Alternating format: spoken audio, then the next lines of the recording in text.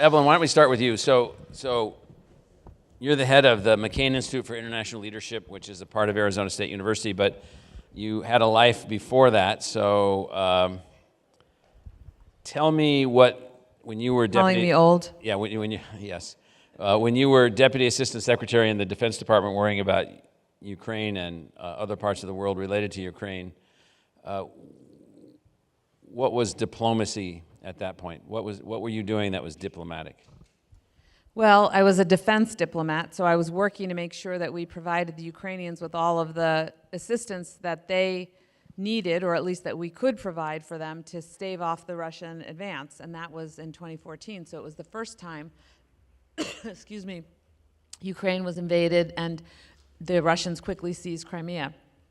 But, you know, I want to tie it together with education. You know, we had spent a lot of time as a government understanding what Vladimir Putin was all about.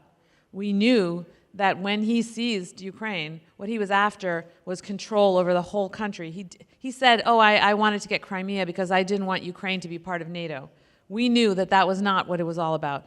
It was all about preventing a burgeoning, successful democracy on the border of the Russian Federation. He wanted to control Ukraine again. He had a puppet leader up until 2014. He wanted to control Ukraine again so that Ukraine would not become a democracy, so that Ukraine would not become a flourishing economy allied with the European Union. No.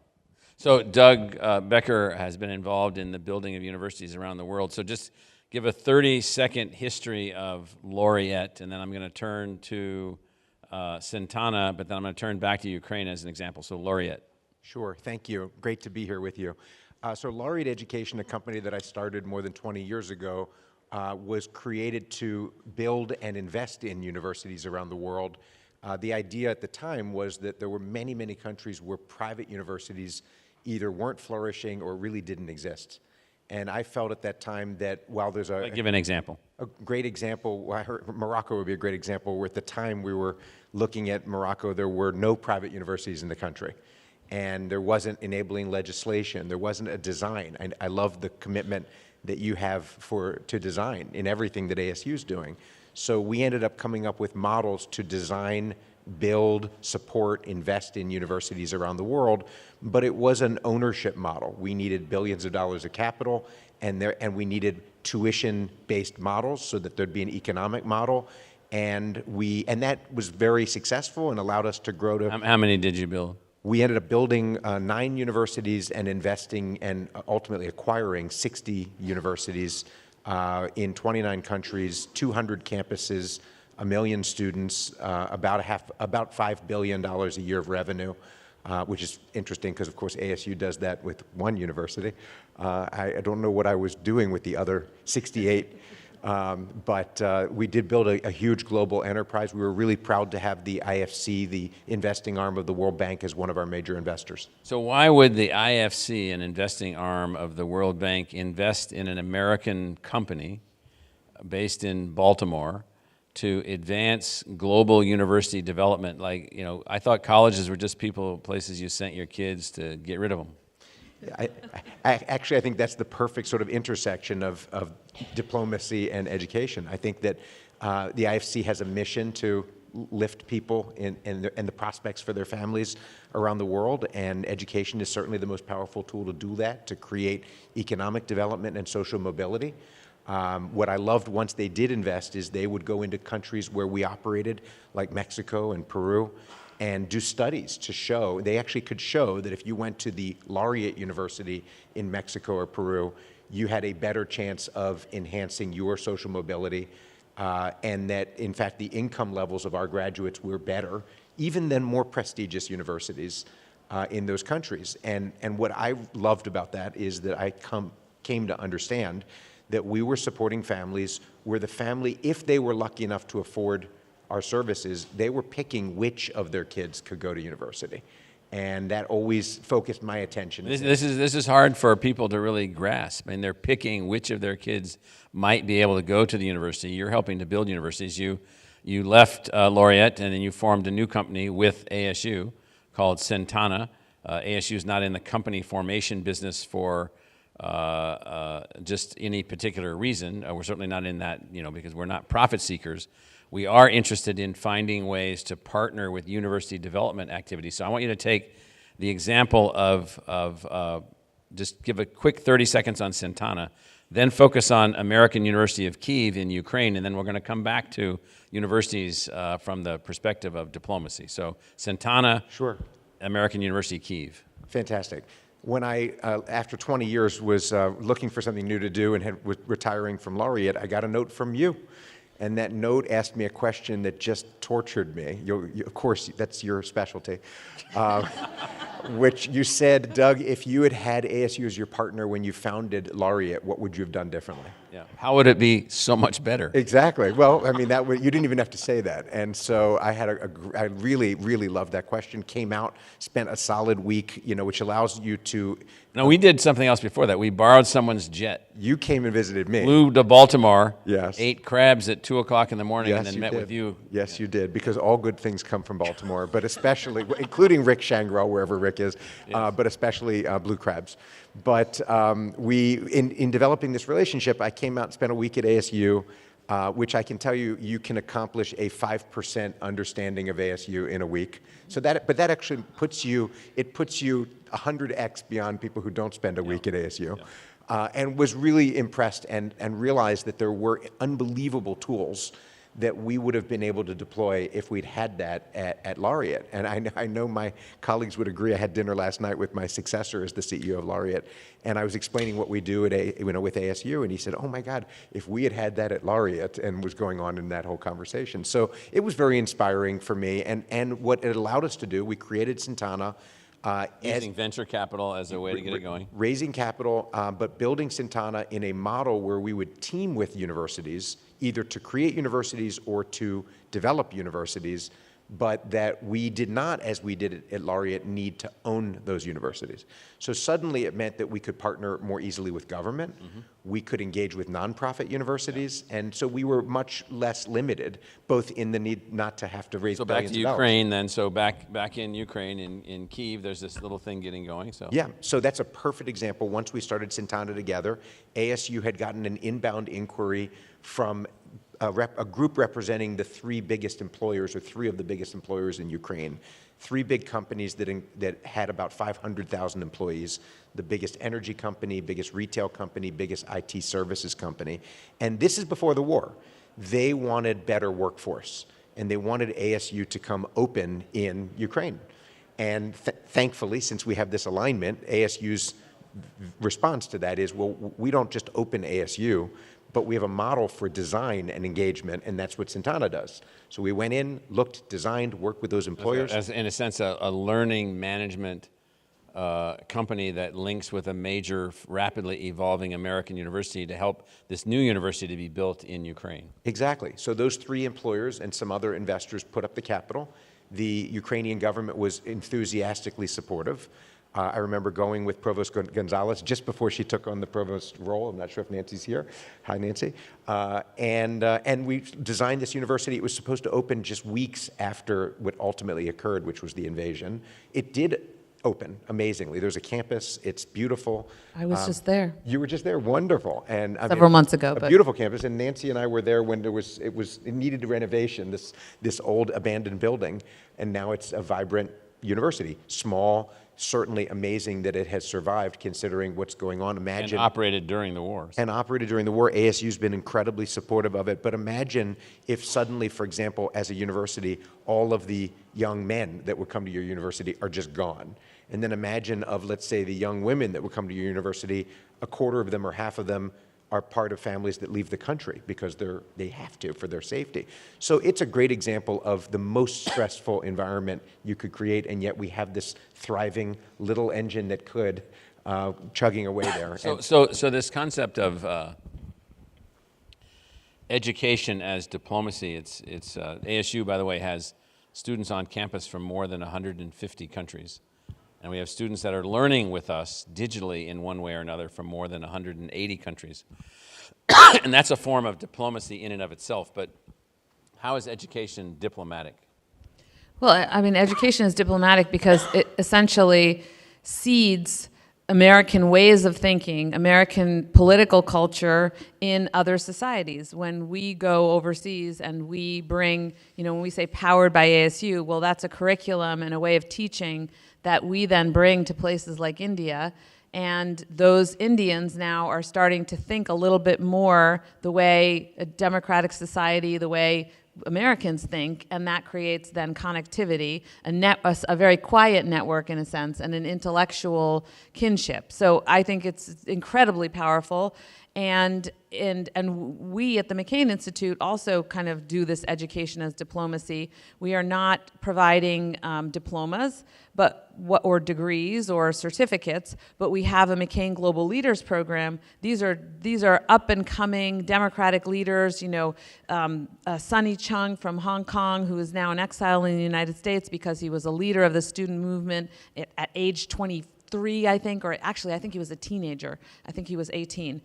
He's only like 27 right now. So these leaders are people who we bring into a cohort every year, only 25 people. We've got 200 now all over the world and from over 80 countries.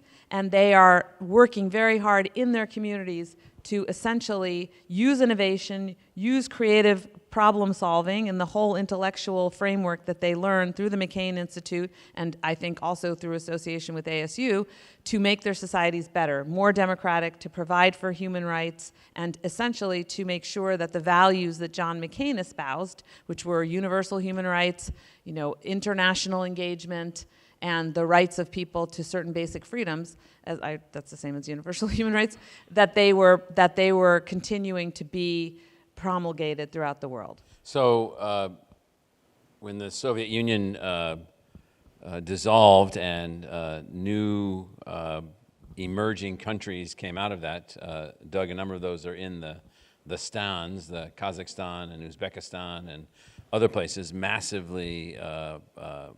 places, in terms of their geographies, their natural resources, their human capital and so forth. So how would Cintana work in one of these countries, and why is it diplomatic? So one of the things that happens in our society is, I'll just sort of put this out there, is that it's kind of funny, I encounter this as a university president often. Like, people will literally ask me, educated people that work for companies, well, do you guys come to work in the summer? I'm like, what are you talking about? Of course not. I mean, there's not even any, like you're talking to the CEO of some big company, and that person's entire understanding of college was the fraternity that they were a part of at Duke, and what that life was like, and the 20 classes that they took, while they were there. Not any understanding of Duke University's massive research and medical school and medical research, and all the things that are going on, and the fantastic scholars and so forth and so on. And so there's a deep lack of understanding of the importance of education to all things, particularly when it's taken for granted, which it isn't in Uzbekistan or Kazakhstan. So pick one of those examples. Sure, great. Well, just to take a step back, our approach, since it's design-oriented, the universities that we engage with, either existing universities that want to be reimagined in some way, or new universities, there needs to be design. And this is something ASU is very strong in doing, and the University Design Institute at ASU. That really, when I spent my first week at ASU all those years ago, that's what really caught my attention. Any university that has something called a University Design Institute, that changed my way it influenced the way I thought and saw ASU. And I realized, and you said to me, you are a designer of universities. What's amazing to me about that is, while I did it, I never actually thought that that's what I was doing. And then I came to realize that is exactly what I had spent 20 years doing with a team of incredibly gifted people. I see a few of them in the audience right here. So when we would go into each country, we're going to create a design. So, for example, you mentioned Ukraine, American University of Kyiv, because what they wanted was something that was American in its orientation. But we're an international organization. Our job isn't to make everything American. It's to meet people where they are and deliver what's needed. But I'll give you one great story that I know you know, Michael. At one point, you mentioned Uzbekistan. The government of Uzbekistan, same message. Well, first, Uzbekistan. Who's been to Uzbekistan? 1, 2, 3 people, yeah. So it's not a well-known place. It's a brand-new country in a sense. It's got a long heritage, long history, all kinds of things. But this is a place struggling to find itself. It's a fast-growing economy. It is figuring out how to integrate in the world economy while it's moving away from its Russia orientation, but still actually very tied and linked with Russia, which, by the way, we all sort of need to figure out how to do that now. Right. And a very powerful, interesting economy, a fast-growing young population. And so really actually interesting place. And when people we would say to people, we're going to do something in Uzbekistan, 9 out of 10 people would say, where's that? But 1 out of 10 people would say to me, that is a really hot growing economy and a country ready for design, ready for reimagining its own future. So you were nice enough to let me go to a meeting in your stead with the president of Uzbekistan. I remember in New York during the UNG General Assembly meetings. And so I sit with the president of the country. He says, we want ASU to come to our country. And I said, well, we have an engagement model to do that. We will create a university. If it needs capital, we can find investors. But we need these 3 things. We need a license, and we need you to let us innovate. You can't have in many countries these extremely, extremely prescriptive regulations that make it impossible to innovate. Kind of like K-12 in the United States. And in a lot of places, it's very difficult. And we know there's a reason why those regulations are there, but it's not always conducive to innovation. I said, we need a building and we need land. And the president said to me, if I had all those things for you, how long would it take you to open a university? And I said, 12 months, 1 year. And 1 year later, we opened a new university called American University of Technology. The government came Powered by ASU. Powered by ASU. Oh, I mean, 100%, meaning the entire curriculum is based on ASU, the teaching model, the access to technologies, all of it. And with a design where students could take their final year and come to ASU to complete their curriculum. Imagine the cost reduction to somebody who can spend 3 years learning in the lower cost environment, living at home and paying $5,000 a year of tuition, and then the final year of a bachelor's degree, come to ASU and get that ASU degree, have the chance under OPT to stay and work in the United States. Life-changing opportunity. So that's a great example, creating something from nothing, design-oriented. Where are we on that project now? Project is, we had our first intake. We got our license about 3 weeks before the start of classes. So imagine the very powerful marketing we could do in advance of that. But we still started with, I think, maybe 60 or 70 students. And then we're getting ready for hundreds of students coming in the new September intake. And I'll be there in September, and the president expressed an interest in coming to welcome us and thank us for being there. So I think we're positioned to build, I would say, probably a 15 or 20,000 student university, completely, utterly inspired by ASU. So, Evelyn, how many times have you been to Ukraine or to that part of the world? I can't count anymore. I was there, I think it was October, and my next trip is... No, but including your work at the Defense Department, I mean, dozens of times, dozens, more? yeah. Well, yeah, I wouldn't say more than 2 dozen. Yeah. So, but on the ground The first time I a went lot. was in 1994. So, I get credit for being old. So 1994, by the way, was the year that the treaty was signed between the Russians, the Americans, the British, and the Ukrainians to allow all of the nuclear weapons that were still in Ukraine to be taken out of Ukraine. And for that, all of those parties agreed that Ukraine would be allowed to evolve into its own self and would never be attacked. That was a treaty in 1994. And so if they were attacked, we were going to come to their defense. Right. So Directly. But let's not make this about the failure. Budapest Memorandum But let's not make it about the failures of this treaty to be completely implemented. But I want you to talk about the building of Ukraine. Obviously, a high aspiration, emerging democracy with a desire for a fully capitalistic economy. In your experience on the ground in Ukraine, what did you see? And there's many. I've been involved in multiple Zooms with 15 or 20 Ukrainian university presidents, trying to figure out how we could be helpful to them and what we could do, and during the war and so forth and so on. But on the ground, why would the building of educational institutions be important to the future of Ukraine? Because our educational model is a fantastic way to fight autocracy and corruption. And if you know anything about Ukraine and the Soviet system, but even the post-Soviet Ukraine, it's been singled out as a very corrupt economic society, a corrupt political machine, if you will. When I was in the Pentagon and Ukraine was invaded for the first time in 2014, people made fun of President Obama and by extension my colleagues for giving the Ukrainians blankets. Well, they needed blankets because the corrupt government had literally cleared the larders. They had cleaned them out. They were on the cusp of selling the Ministry of Defense building in downtown Kyiv. That's how corrupt they were. So the military was starved for basic essentials, and the system itself, the political system, was highly corrupt.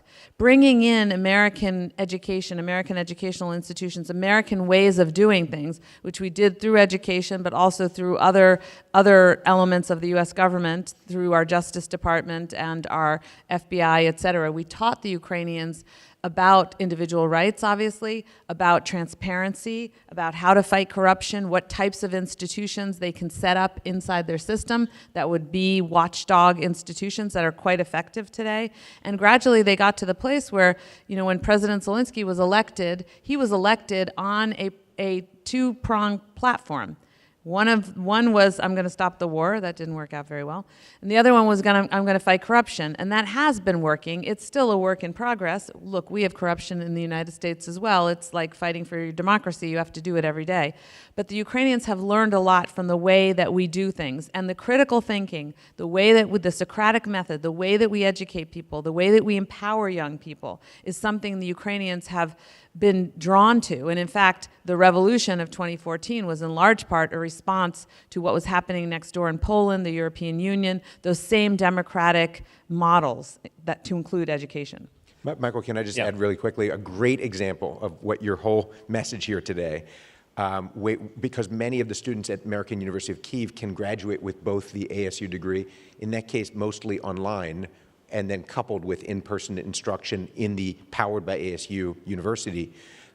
One of our recent graduates is now the Deputy Minister of Education in the country. So this is a direct linkage with how we can improve access to education, inspired by ASU and its resources and enriched with its resources. And then we have one of our first graduates with a master's degree graduating from both the Ukrainian and the ASU institutions, and now Deputy Minister in the country. So, Doug, and I can give, one other example from the McCain Global Leaders. We have, he was a colonel, now he's a general in the Ukrainian military. He went through U.S. systems of education, was also our fellow. He's now rising up through the Ukrainian ranks, having developed a professional military education from the United States, and then also learning through us about, civilian education. So, Doug, you and I were in Mexico City not too long ago, and we were at a meeting of people that had been brought there around an international group. I'm just trying to get the audience some sense of, like, and I'm going to pick a couple other spots. So we were down there, and you know, why are international development organizations worried about educational attainment? Yeah, it's interesting. I remember that meeting. This was the IFC's biannual meeting on education. It was held in Mexico City. We were really proud because we worked very closely with the Universidad Autónoma de Guadalajara and do a lot of work in Mexico. And so it was a perfect location for this meeting. And IFC, for the reasons that you asked, why did they wish to invest in Laureate? They see this, and especially they do see the need for private actors. And what I mean by private actors, ASU, I think most people, it's a public university, and most people don't understand what a public enterprise is, but ASU's design model of a public enterprise is essentially a private actor in the sense of how you can take actions inspired by public values. And that's what's so unique. But since there are very few public enterprises like ASU, actually private ends up being an easier way to get things done in a lot of countries where we operate. So that was an example of our meetings there in Mexico, where the IFC was keenly interested in what ASU is doing and has really deepened their engagement with Cintana ever since that meeting. And then in India, which is a country of unbelievable aspirational goals, what are we doing there?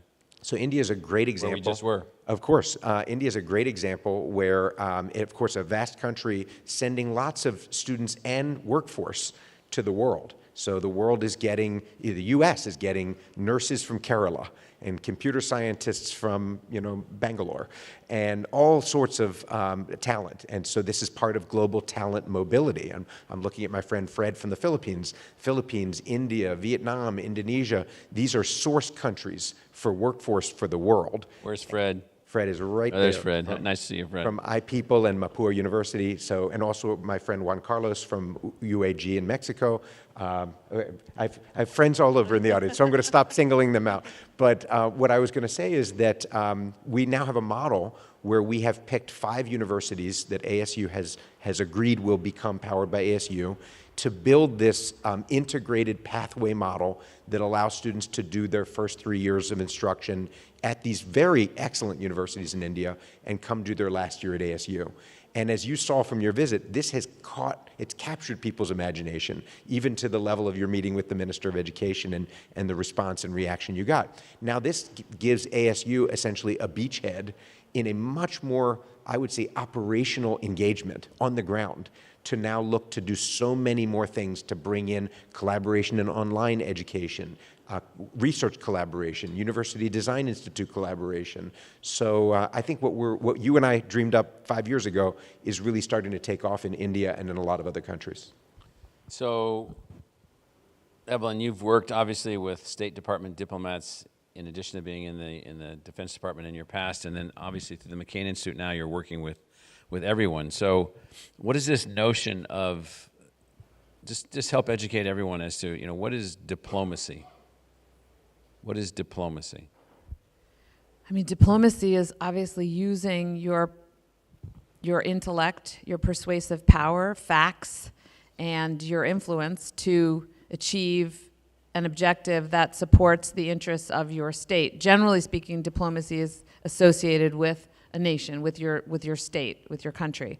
And when you're conducting diplomacy, you are using all of your intellectual, persuasive, educational tools in order to achieve an outcome for your state. So you can be negotiating, or you can be not in a negotiating state necessarily, but just trying to ensure that your values, that your perspective is somehow adopted by the other parties that you're dealing with. So it's very clinical definition, but I think what we do at the McCain Institute, if I could just add a little bit of propaganda, is we have a perspective, and our perspective is, and this is a John McCain perspective, that America is stronger as a country, as a democracy, if we are engaged in the world. And if we are engaged in the world in such a way that we promote democracy and the rights of humans all over the world. And education is a way to do that. And education is absolutely a way to do that, because we do the education through those through those fellowships, through the alumni programs. We convene at the highest levels in Washington, D.C., and at our annual Sedona Forum. And we are constantly educating policymakers all the time, whether they know it or not. We're trying to make sure they provide support for Ukraine, for Georgia, for Taiwan, these frontline democracies, that if they don't succeed, if they don't actually manage to maintain their democracy, then the outcome is dire for the region and for the world and for the United States. So it's education, but it's education in a different way. It's not as overt. Doug, were you going to add to that? I was just going to add to that, the current administration, I think, is going to find some of the work that we've spent the last 5 years planting seeds around the world to be very promising. Because, for example, we have an amazing project we've been working on for more than a year in Saudi Arabia. You and I were just on a Zoom call with the Minister of Education and the Minister of Investment in Saudi Arabia, where they want an ASU-inspired, extremely innovative, modern, new university in that country. English-based, every student graduating with both the ASU and our powered by ASU Saudi institution. So the point to the audience or to others is that it's so easy for us to go to the garage, get in your car, drive to work, work on your stuff, and just sort of assume the world is the way that it is. Well, certainly by now, by April 2025, the world is only going to be what we can shape it to be, or it's going to possibly fall into levels of disarray that are nothing that we would want our children, our grandchildren, or our great-grandchildren to inherit. And so this is a constant piece of work. So let's pick Fred here from the Philippines, a great emerging country of unbelievable complexity. The Philippines are one of the most complicated countries, islands and people from every cultural background and religious background, and unbelievably complicated geopolitical location, and a strong relationship with the United States, and an emerging economy. And you know, what are we trying to do there, and why is the Philippines so important? And why is the Philippines so important to the world to be successful? And as many of us in the room are Americans, we don't really get these things. We don't really understand these things. We'll start with the fact that most of the countries that we're operating in, many of them have some of the same issues that we have here. Climate issues, issues of inequality, instability. Philippines has all of those, challenging, big country, growing country, and really engaged with the world in terms of the diaspora.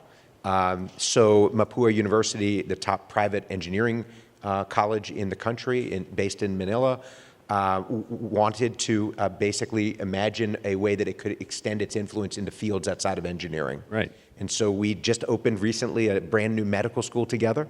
Of course, ASU now has tremendous resources in medicine, but Cintana also already had a design capacity in medical education. So that's an example of a project that we did together. Incredible, modern, exciting, brand new medical school that's just opened as part of what will be the expansion of Mapua into health sciences. We have helped them in their planning and design work related to online, into moving more and more into business and management education and other fields. And they have other campuses outside of Manila where we're also engaged together. So the question at the end of the day is, you know, how do you want the world to turn out? And one of the ways that you can really enhance how that turns out is to take education as a diplomatic objective and make that something that you work on at scale. And that's what we're able to do from the technologies that we derive from this meeting, from the way that we've designed the university, to the way that we operate with the McCain Institute, to the way that we've built this relationship with Cintana. So let's thank our panelists. Michael, thank you.